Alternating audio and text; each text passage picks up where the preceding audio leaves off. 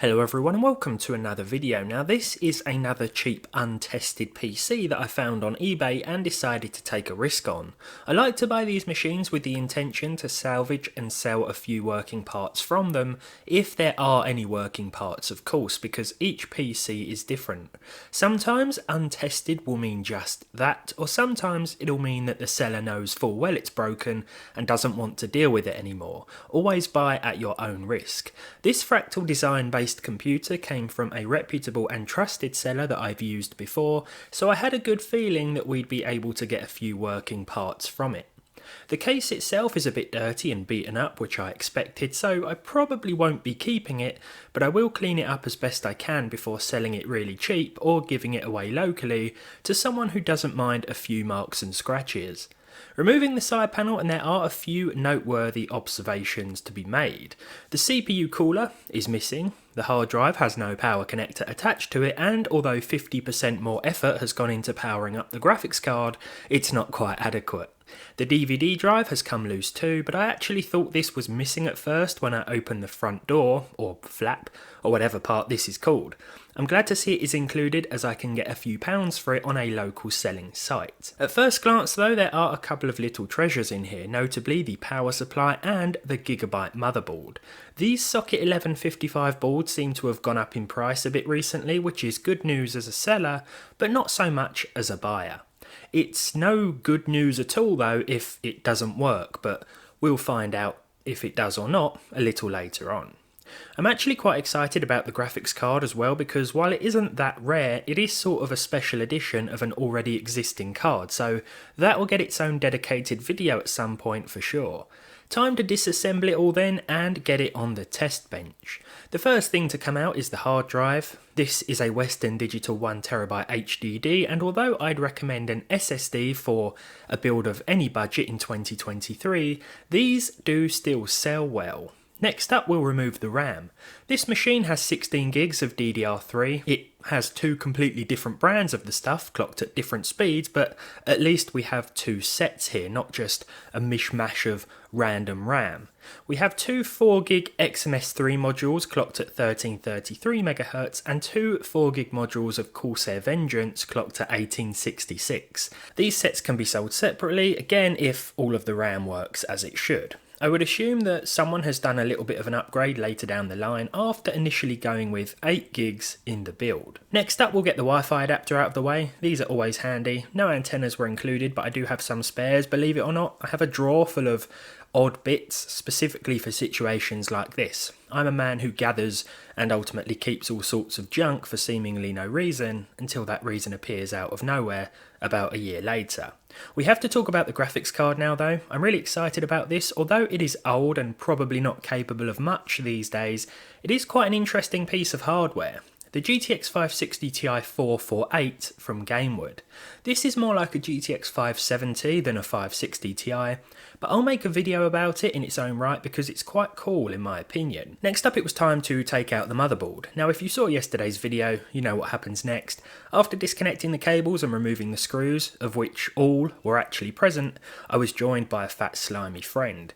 This will teach me for taking apart a PC outside on the grass.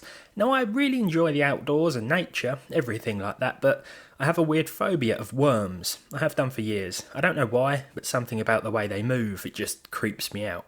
This little fella eventually made his way behind the power supply, and it's a good job the fan wasn't facing the other way, as he would have covered it in juice. Someone said I should use the slime as thermal paste, and I can't stop thinking about it. You know who you are. That would be interesting. I have to hand it to you, but I don't think it will happen. The motherboard is a Gigabyte socket 1155 GA-B75D3V, and sitting in the CPU slot is an i5-3570K, a legendary quad-core chip that was a seriously great gamer 10 years ago. Time sure flies. After picking up the worm on a trowel and relocating him to some nearby soil, we could carry on with our disassembly.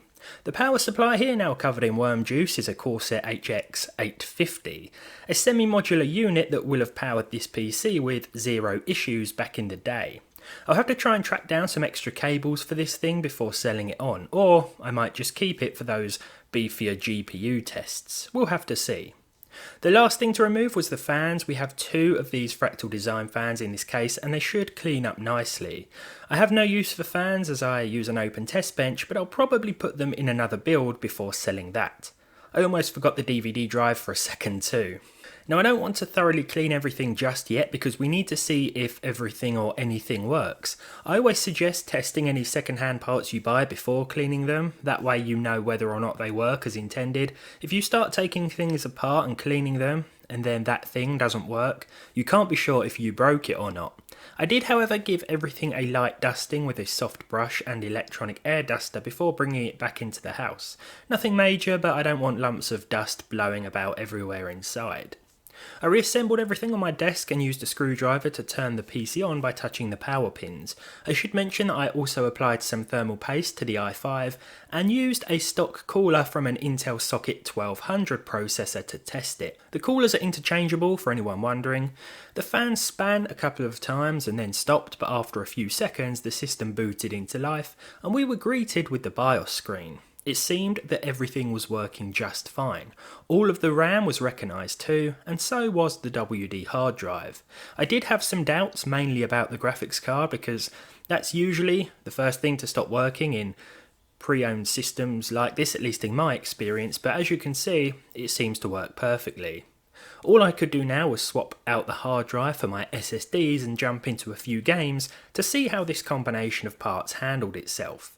I'll have a separate test for both the CPU and GPU soon, as there are instances where they hold each other back, if you know what I mean. Sometimes the i5 is the limiting factor, and sometimes it's the 560 Ti 448. But let's take a look at some gameplay. Now the first game we tried was Apex Legends. Here the i5-3570K was locked at 100% usage pretty much all of the time. I haven't tried any overclocking yet because I just wanted to see if it worked and if it was stable, as it was. So we'll expand on this in another video at some point. The 560 Ti is also at pretty much max usage, but I do think the processor is probably the limiting factor here. Both the CPU and GPU are running fairly cool, and stock fan on the CPU is quieter than I anticipated. We're targeting 60 FPS with a dynamic resolution, and the game seems to stick to that on average, even though it's a little blurry. Now CSGO is the perfect example of a game that will run fine on this i5. It is more CPU intensive, but it's just not that demanding at all. So we see well over 100 FPS on average at 1080p resolution with the lowest settings. Once again, the GPU and CPU are both within reasonable temperatures, likely because I've got this on an open test bench. The CPU doesn't use much power at all, and the 560 Ti isn't being fully utilised because this is more CPU intensive, so it really doesn't have much to do here. Now someone said I can downgrade the Witcher 3 Next Gen patch to the original one by activating the beta mode on Steam or something like that. I haven't tried it yet, but it should help a little bit, or I hope it does, because here we were experiencing quite a bit of stutter in DX11 mode with the update enabled. This was at 720p with the lowest settings. TAAU was also enabled, sharpening was set to low. The average was fine, but those percentile lows were quite bad. And although the GPU looks like the limiting factor here, in busier town areas the CPU will pretty much get locked at 100% usage.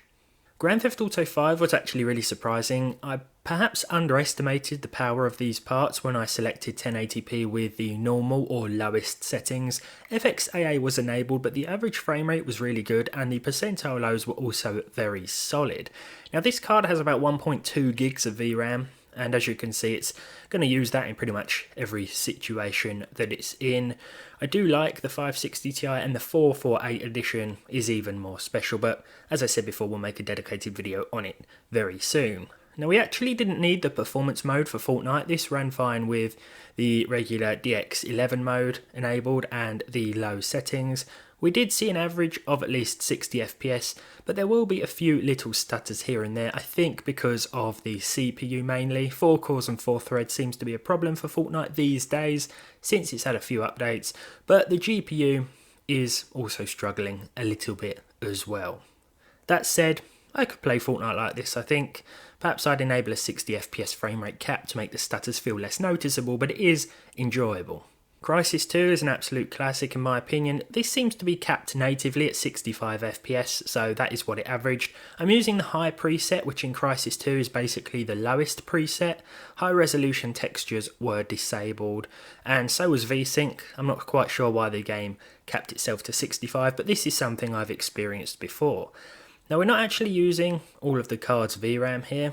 The card isn't being fully utilised either, perhaps because of that frame rate cap, and from what I recall this has always been quite a well optimised game. It came to consoles after all, like I'm talking PS3 and 360, so it runs on a wide range of hardware, and it runs well here. Finally, we've got an absolute classic Battlefield 3. This holds up so well in terms of visuals, and it performs with almost 60 FPS with this hardware at 1080p as well. So it's nice to see that these components are running fine and they can actually handle some games too. Back in the day, a build like this would have been ideal for a game like this.